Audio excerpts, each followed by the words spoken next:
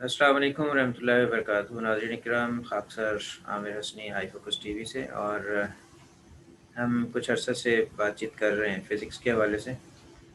तो आज फिर हम अंटार्कटिका के बारे में मालूम करेंगे, जिसमें कि जिस एरिया में ओज़ोन में ज़्यादा होल है, तो उसकी क्या वजह है। डॉक्टर साहब बताएंगे। अस्सलाम वालेकुम डॉक्टर साहब। जी वालेकुम अस्सलाम रहमतुल्लाहि व बरकातहू।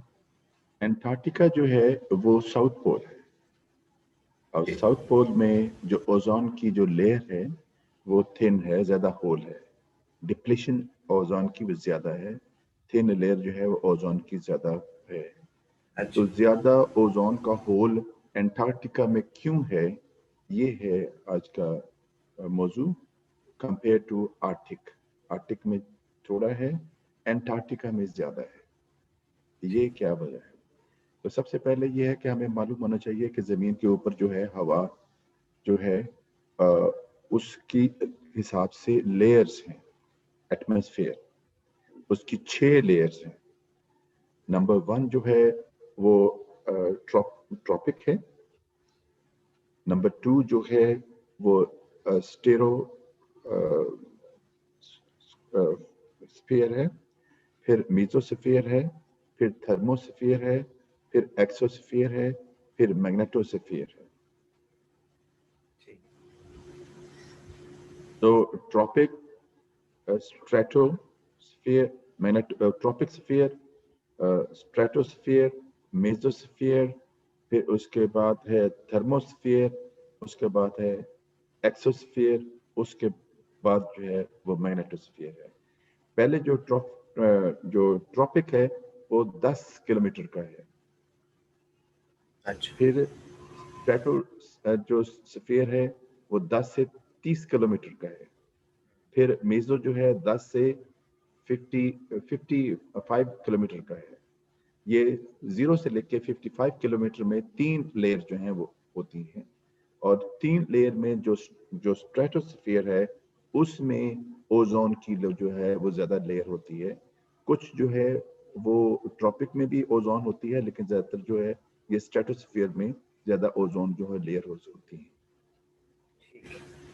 और ये जो है ये जो 3 4 मीजो तक जो है 100 किलोमीटर तक की लेयर होती है। उसके बाद जो है थर्मो और एक्सो, और उसके बहुत ऊपर जो है 1600 किलोमीटर तक जो है वो मैग्नेटोस्फीयर है। तो हर लेयर का एक फंक्शन है। वो फंक्शन जो है उसका मकसद इंसानी जिंदगी को बचा के रखना है। जो ट्रोपोस्फियर है उसमें 70% एयर के मॉलिक्यूल होते हैं पहली लेयर में, जो कि 10 किलोमीटर की एक लिहाफ है। बाकी जो 25% एयर है वो इन सारी लेयर्स में मौजूद होती हैं, जो कि एक्सो तक जाती हैं। ठीक। उसके बाद ये है कि स्ट्रेटोस्फियर में जो है वो ओजोन जो है वो ज्यादा मिकदार में होती है। ये ओजोन जो है ऑक्सीजन मॉलिक्यूल जो O2 है उसके साथ रोशनी अमल करती है, तो वो O2 से O3 में कन्वर्ट हो जाती है।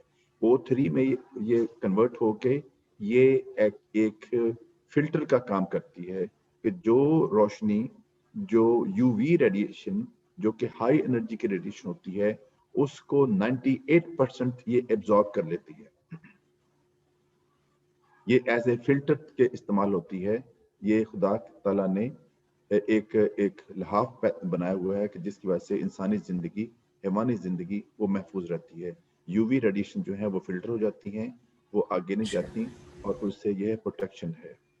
ज़बरदस्त। तो ये जो है ओजोन लेयर ये कैसे बनती है, इसके लिए ये है कि ये एक फ्रीऑन गैस होती थी, जो कि ये फ्रिजेस में बहुत ज़्यादा इस्तेमाल होती थी, और परफ्यूम में भी इस्तेमाल होती थी, और बाकी और जो स्प्रे थे उनमें इस्तेमाल होती थी। तो उसको CFC कहते हैं, क्लोरोफ्लोरो कार्बन।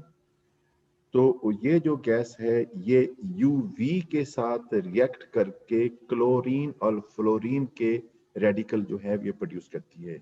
ये क्लोरीन और फ्लोरीन जो हैं ये फिर ओजोन से साथ रिएक्ट करते हैं, और ओजोन जो है ऑक्सीजन में कन्वर्ट हो जाती है, और ओजोन लेयर जो है वो थिन होनी शुरू हो जाती है या खत्म हो जाती है।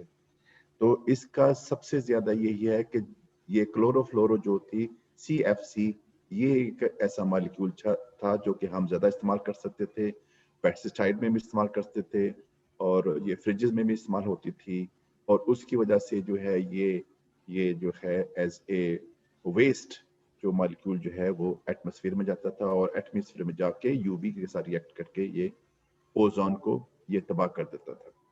तो अर्थ चूंकि रोटेट कर रही है, इसकी रोटेशन की वजह से ये जो है वेस्ट मटेरियल CFC, ये होते होते ये जो है ये पोल में चली जाती है, और जब पोल में चली जाती है तो पोल में हमने पहले भी देखा है कि पोल में जो टेम्परेचर जो है वो लो है।